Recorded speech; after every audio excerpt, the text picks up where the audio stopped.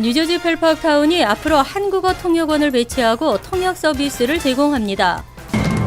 뱅크 오브 호프가 오늘 나스닥 오프닝 벨 타종 행사를 가졌습니다.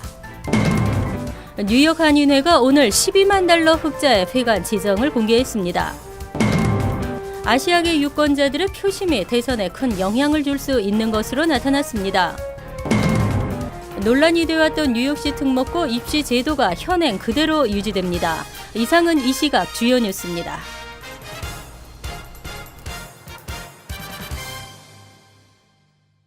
여러분 안녕하십니까? KBN 뉴스입니다. 어제 열린 뉴저지 펠팍타운 의회에서 한국어 통역원 배치 결의안이 통과됐습니다. 이와 함께 불법임을 확인한 단기 렌트에 대해서는 단호한 조치가 실시될 예정입니다. 펠팍 한인 주민들의 열띤 관심 속에 23일 펠팍타운 의회 원래회의에서 한국어 통역원 배치에 대한 결의안이 통과됐습니다. 이날 타운 원래회의에는 한인 주민 50여 명이 참석했습니다. 주민들은 자발적으로 통역원을 대동하기도 하고 한 독지가의 후원으로 동시통역 장비를 가져와 시범 운영하는 등 타운 행정 참여에 적극적인 모습을 보였습니다. 제임스 로튼도 시장은 타운 정부에서도 통역을 전문으로 하는 업체와 한국어 통역원을 파타임으로 채용하는 방안에 대해 논의하고 있다며 빠른 시일 내에 한인들이 언어적인 불편함이 없도록 하는데 최선을 다하겠다고 밝혔습니다. We hired a translating company, which has several different employees under their to work for them. And yes, we hired them tonight. They will be available on request when once the agendas are posted. In other words, prior to the meeting, anybody's got any questions, and come in and request that they want to come to the meeting, they have a translator. 펠팍타운 의회는 먼저 에어비앤비나 개인적으로 단기 렌트를 주는 행위를 근절하기 위한 조례안을 통과시키고 온라인 웹사이트 광고 등을 통해 단기 세입자를 모집하는 모든 행위는 불법으로 간주되고 적발될 경우 벌금을 부과하기로 했습니다. 타운 정부는 단기 렌트 규제 단속을 위한 특별 경찰을 임명하고 지속적인 단속을 펼쳐나갈 계획입니다. 한편 원래 회의가 열린 이날 펠팍타운홀에는 지난달에 이어 펠팍 한인 유권자협의회 회원들을 비롯한 한인 주민들이 대다수 참여해 지역사회 현안에 대한 목소리를 전달했습니다. 지난달 합병을 통해 한인 커뮤니티 최대 은행으로 거듭난 뱅크 오브 호프가 오늘 나스닥 오프닝 벨 타종 행사를 가졌습니다. 6,700여 개에 달하는 미국 은행들 중 자산 순위 82위의 규모입니다. 슈퍼 리저널 뱅크에 걸맞는 서비스도 약속했습니다. 보도에 이보현 기자입니다. 지난달 윌셔 은행과 BBCN 은행 합병으로 탄생한 뱅크 오브 호프. 뱅크 오브 호프는 오늘 오전 세계금융의 중심지 맨하튼의 나스닥 증권 거래소에서 거래를 시작하는 오프닝 벨을 울렸습니다. 우리 모두가 함께 이런 희망을 갖고 또 새로운 희망을 갖고 계속 함께 가는 파트너십, 그런 은행이 된다는 다짐을 하면서 뱅크 오브 호프의 이름을, 그 정신을 가지고 저도 열심히 노력할 겁니다. 감사합니다. 지난 1일 나스닥에서 새로운 이름으로 거래를 시작한 뱅크 오브 호프의 시가총액은 21억 달러. 자산 규모는 132억 달러로 미국 내 소수개 은행 중 3위에 해당하며 6,700여 개에 달하는 미국의 은행들 중 자산 순위 82위에 해당하는 대형 은행으로 발돋움했습니다. 슈퍼 리저널 뱅크로 새롭게 출발하는 뱅크 오브 호프는 기존 대출 서비스 이외에 레지던셜 모기지, 크레딧 카드, 환전 등 서비스를 다각화할 계획입니다.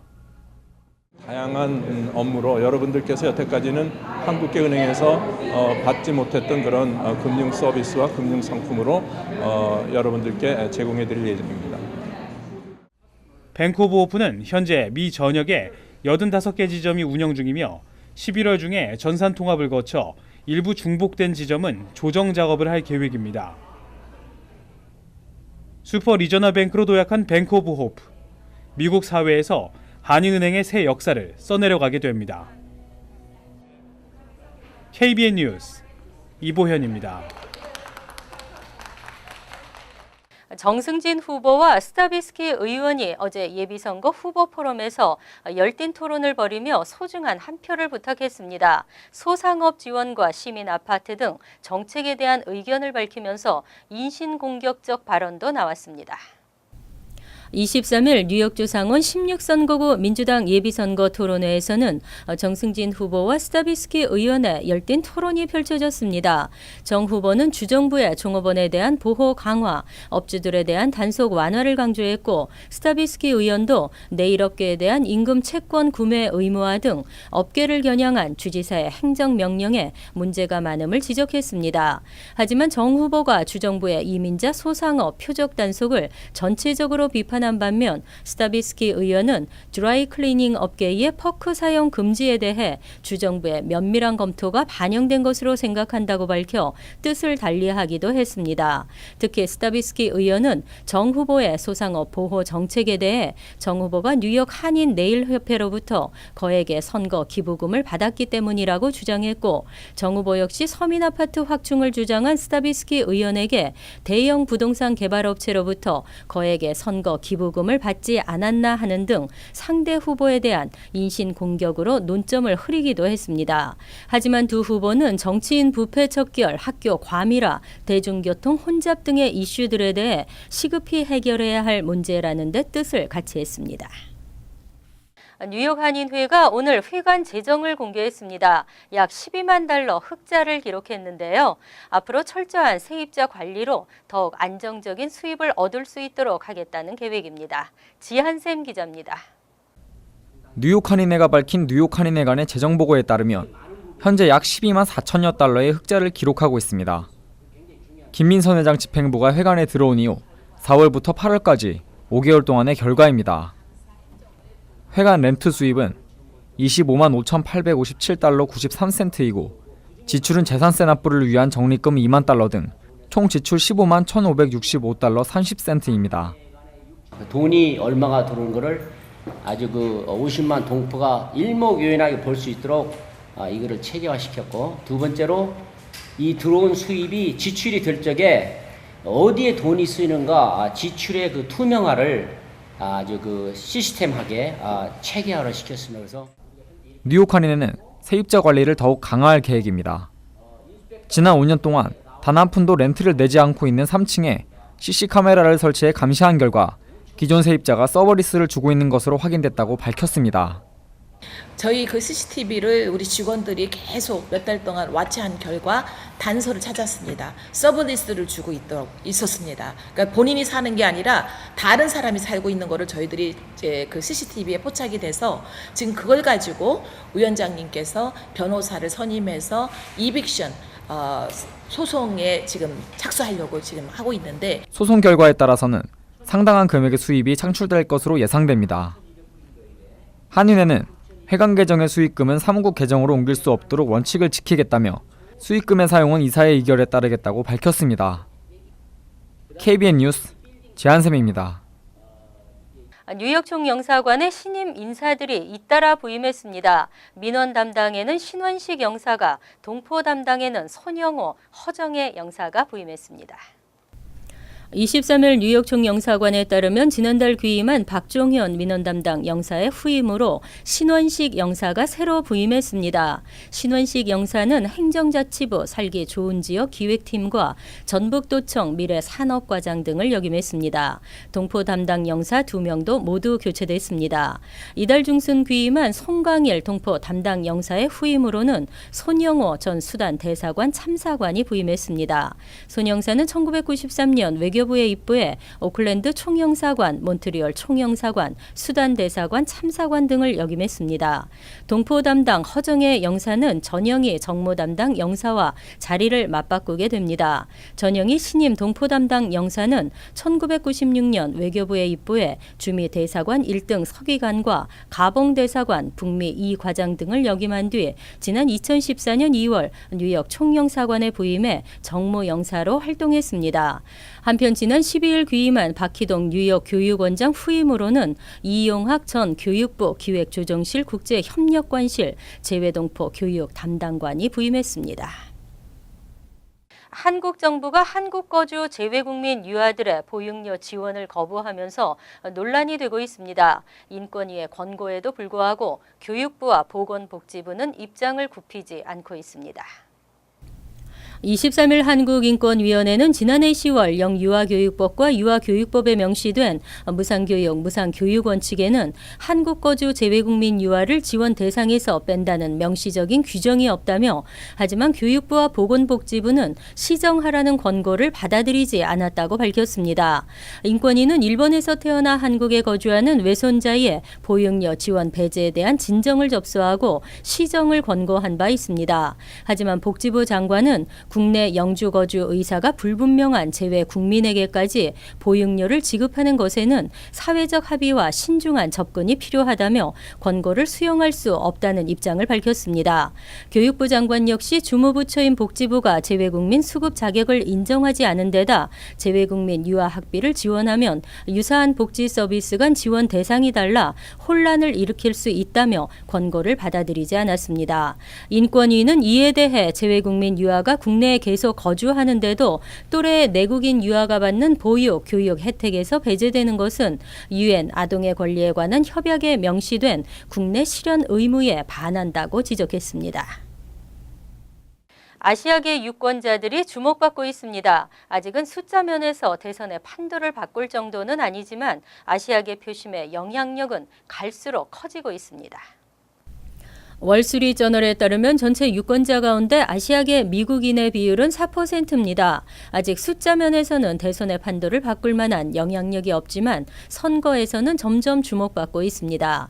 올해 대선에서 투표권이 있는 아시아계 유권자는 4년 전 선거 때보다 16% 증가한 900만 명에 이릅니다. 아직은 아시아계 유권자들이 히스패닉이나 흑인보다 대선에서 덜 주목받고 있지만 경합주에선 무시할 수 없습니다.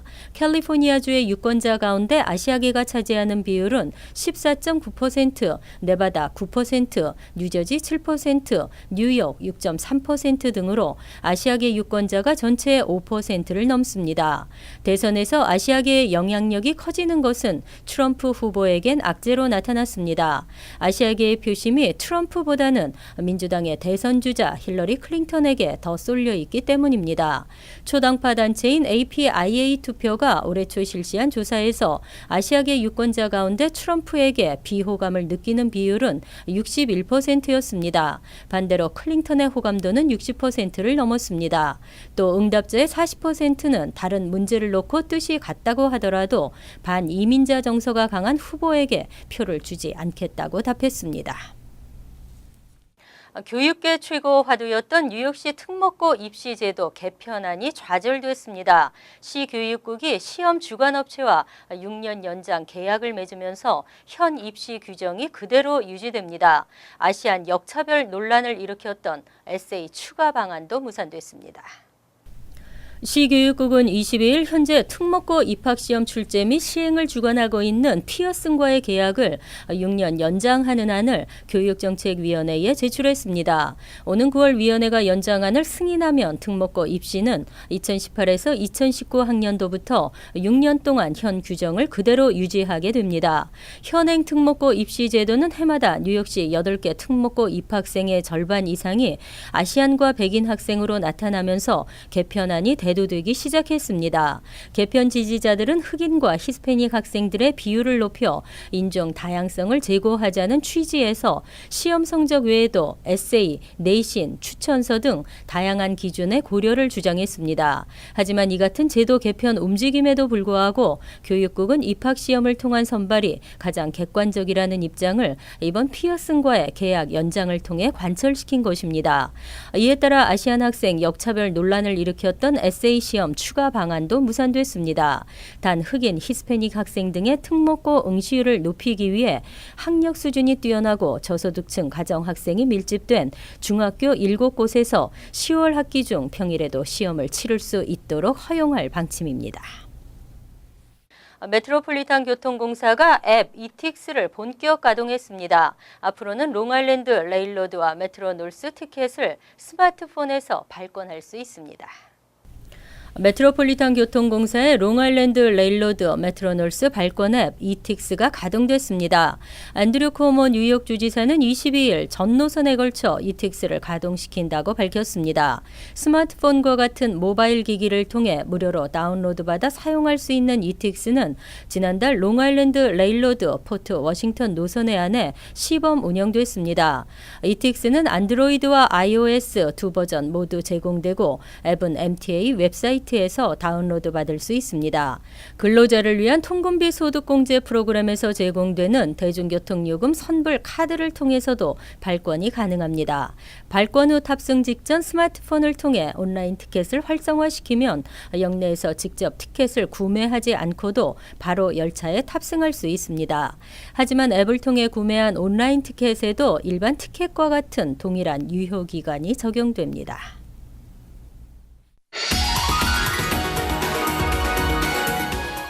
이어서 LA 지역 한인사회 소식입니다. 한인 커뮤니티와 시정부의 교류 활성화를 위한 대규모 미팅 행사가 다음 달 LA 시청에서 열립니다. LA 한인상공회의소는 다음 달 7일 허브 에슨과 데이빗 유 등 시의원들과 함께하는 미트 더 시티 행사를 개최한다고 밝혔습니다. 미트 더 시티 행사는 시정부의 각 부서 대표들이 나와 현안을 알리고 한인들과 대화의 장을 마련하는 것으로 LA시청 건물 3층 대회의실과 뱅키톨에서 열리게 됩니다. 특히 상공회의소 측은 이번 행사를 통해 세부 현안 논의를 위한 발판을 마련하고 일회성이 아닌 매년 행사를 정례화시키는 데 목표를 두겠다고 덧붙였습니다. 한편 행사 참가는 무료이며 참가를 위해선 다음 달 1일까지 LA 상공회의소를 통해 반드시 사전 예약을 해야 합니다. 한미은행이 샌 버나디노 카운티 블루컷 산불 피해 한인들에게 $10,000의 구호 성금을 전달했습니다. 한미은행은 오늘 오후 LA 한인회관에서 구호 성금 전달식을 열고 $10,000의 구호 성금을 노라전 한인회장에게 전달했습니다. 이에 앞서 LA 한인회를 비롯한 5개의 남가주 지역 한인회는 어제 빅토빌 한인회에 $17,000의 지원금을 전달하고 구호 성금과 구호 물품 접수에 나섰습니다.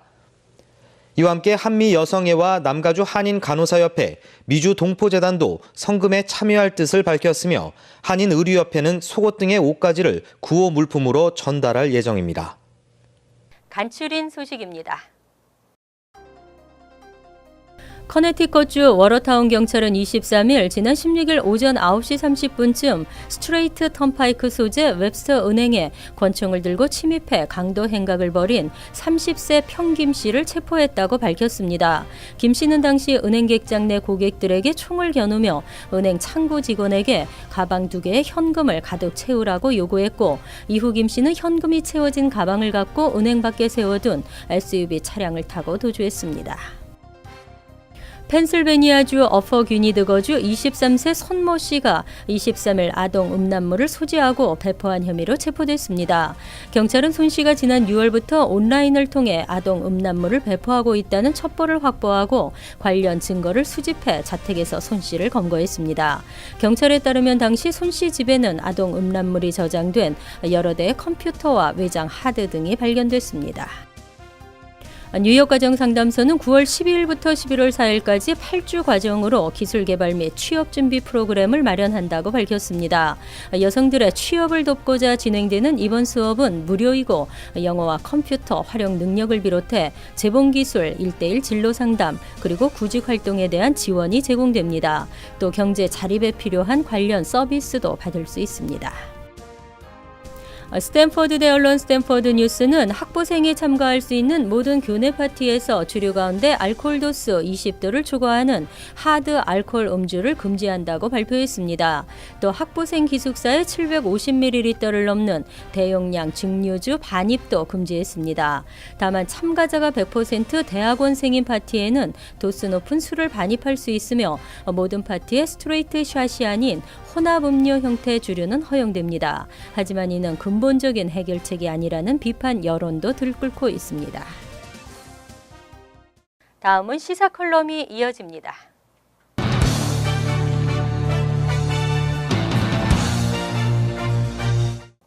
여러분 안녕하십니까? 어린 시절 내 것보다 남의 것이 좋아 보이거나 더 커 보이는 마음이 가득했던 기억이 납니다. 이런 어린 시절의 마음은 어른이 되어서도 버리지 못하고 곧잘 비교하는 습관을 갖고 살고 있는 것이 우리들이 아닌가 생각합니다. 한 예를 들면은 옆집이나 이웃집을 비교하는 말로 가족 간의 불화가 일어났던 기억이 한 번씩은 있으실 겁니다.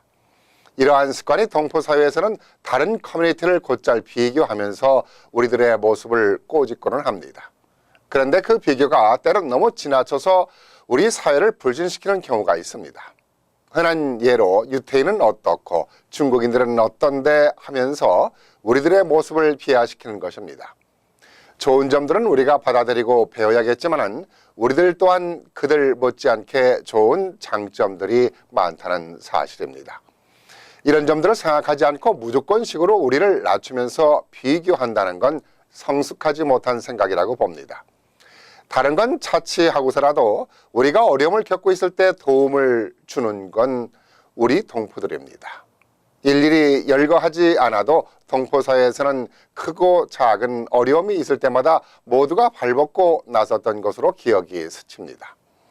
수많은 기억 중에 제 기억에 아주 크게 남아있는 것이라면 지난 1992년에 일어났던 4.29 폭동 때입니다. 폭도들에 의해서 방화와 약탈로 한인 동포들이 고통을 겪고 있을 때 무조건적으로 발벗고 나서서 도와준 것은 우리 동포들이었습니다. 기업이나 단체들은 물론이고 아이들까지도 저금통을 깨고 어르신들은 주머니돈이며 쌈짓돈이며 모두 가지고 나와 동포들의 어려움에 보탰고 심지어 집안의 쌀독에 쌀까지 퍼다주는 눈물겨운 장면들도 있었습니다. 동포들이었기에 할 수 있는 일이었고 이 모습이야말로 진정한 한국인의 모습이자 동포들의 모습인 것입니다. 이러한 뜨거운 동포에는 언제나 그랬던 것처럼 지금도 따스한 손길은 왼손이 하는 일을 오른손이 모르듯 생색내지 않고 이루어지고 있습니다. 여러분께서 잘 아시는 김성수 씨 사건만 해도 그렇습니다. 근무지에서 직원이 폭행을 당해서 2년째 사경을 헤매고 있는데도 사건이 발생한 몬트피어 병원 측은 이를 시시하며 아무런 조치를 하지 않고 있습니다. 이런 일이 있을 수 없는 일인데도 병원 측은 사건을 은폐하려만 하고 있고 경찰조차도 무슨 일인지 수사를 회피만 하고 있습니다. 정의도 법도 의존하고 있는 사건에 우리 동포들이 들고 일어서고 있는 것입니다. 이는 바로 우리 동포들이 일이기 때문입니다. 이렇게 뜨거운 가슴을 가진 민족이 또 어디 있겠습니까?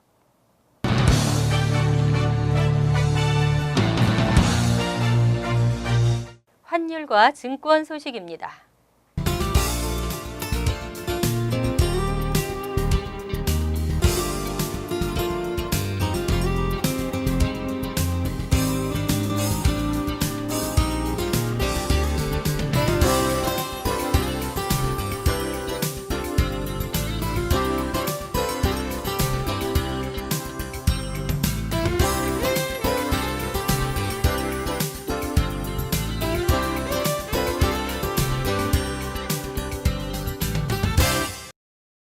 이어서 날씨입니다. 목요일은 간간히 흐리면서 낮에는 후덥지근하겠습니다. 낮 최고 기온은 86도, 섭씨 30도, 밤 최저 기온은 73도, 섭씨 23도로 예상됩니다. 금요일은 무덥겠으며 천둥과 번개를 치는 곳도 있겠습니다. 토요일은 대체로 맑겠지만 덥겠습니다. 이상으로 KBN 뉴스를 마칩니다. KBN과 함께 즐거운 시간 되시기 바랍니다.